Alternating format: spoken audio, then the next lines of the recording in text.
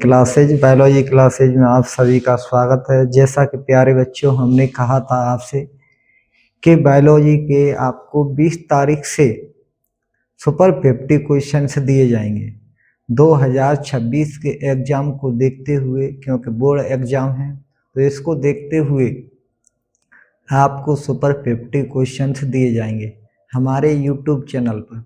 YouTube channel है KD sir biology classes.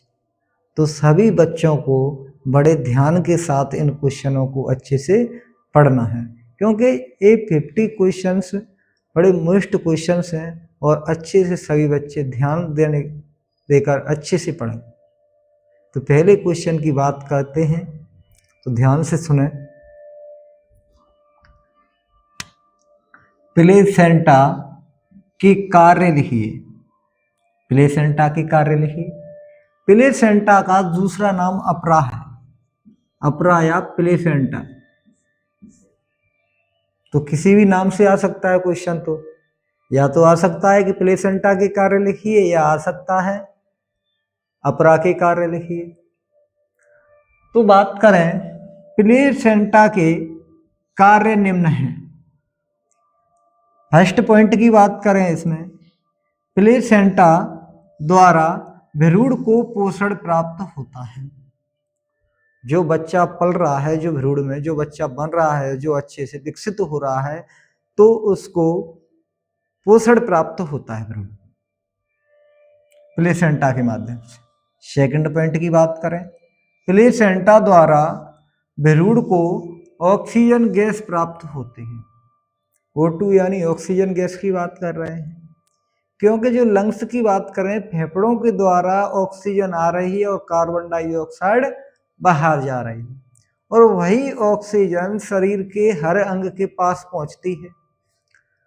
उसके बाद ऑक्सीजन की मात्रा कम रह जाती है रक्त में। जब रक्त में ऑक्सीजन की मात्रा कम रह जाती है तो फिर से हृदय के पास रक्त पहुंचा, वहां से फेफड़ों ने फिर से उसमें ऑक्सीजन डाल दी।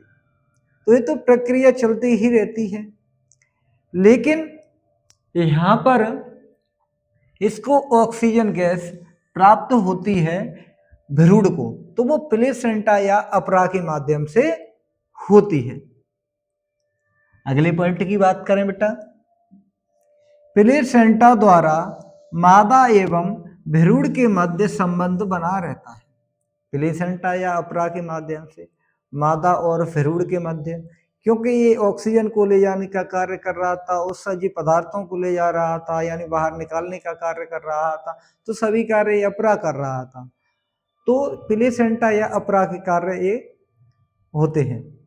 अगले पॉइंट की बात, अगले क्वेश्चन की बात करें प्यारे बच्चों, डीएनए और आरएनए में अंतर लिखिए। डीएनए आरएनए के अंतर की बात करें तो प्यारे बच्चों, डीएनए और आरएनए में अंतर निम्न है।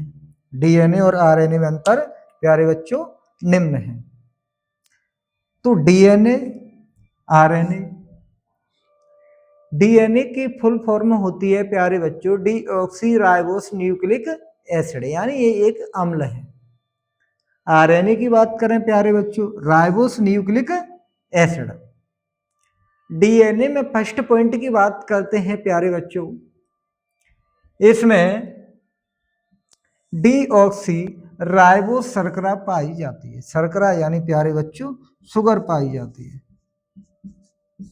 शर्करा यानी शुगर पाई जाती है प्यारे बच्चों। आरएनए की बात करें, इसमें राइबोस शर्करा पाई जाती है।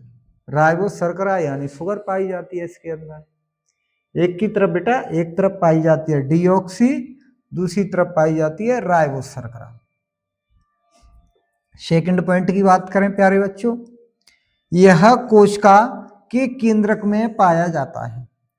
डीएनए, डीएनए प्यारे बच्चों कोशिका के केंद्रक में पाया जाता है।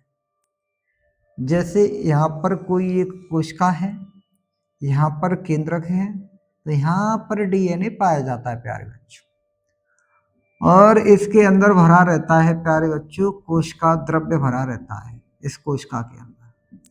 और यहाँ पर जो केंद्रक है इसके पास में भरा रहता है इसके अंदर यहाँ पर केंद्रक द्रव्य।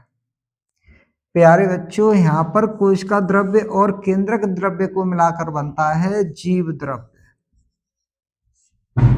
जीव द्रव्य जो जीवन का आधार है। और कोशिका के अंदर कोशिकांग भी पाए जाते हैं, लाइसोसोम, माइटोकॉन्ड्रिया, गोल्जी बॉडी, तो बहुत सारे कोशिकांग पाए जाते हैं कोशिका के अंदर। तो प्यारे बच्चों आगे बात करें तो यह कोशिका के केंद्रक में पाया जाता है डीएनए।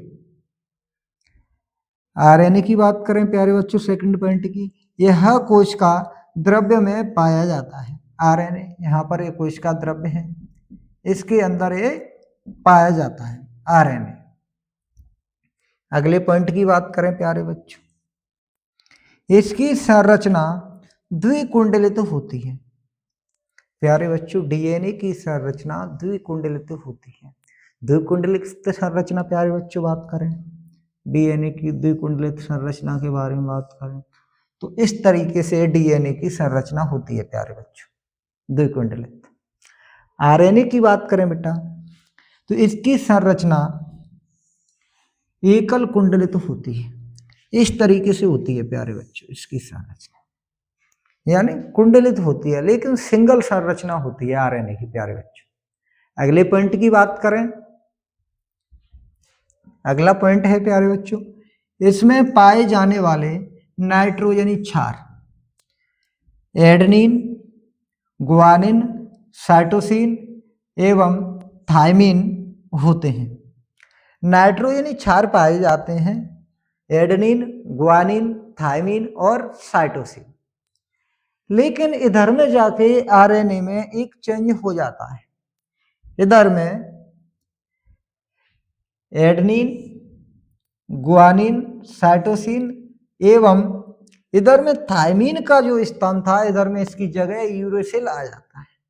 तो इसमें पाए जाने वाले नाइट्रोजनी क्षार एडेनिन, गुआनिन, साइटोसिन एवं यूरेसिल होते हैं। तो प्यारे बच्चों आपकी समझ में अच्छे से दोनों क्वेश्चन आए होंगे प्यारे बच्चों। इससे आगे की बात भी करेंगे प्यारे बच्चों। हम हर दिन इसी तरीके से प्यारे बच्चों पढ़ते रहेंगे।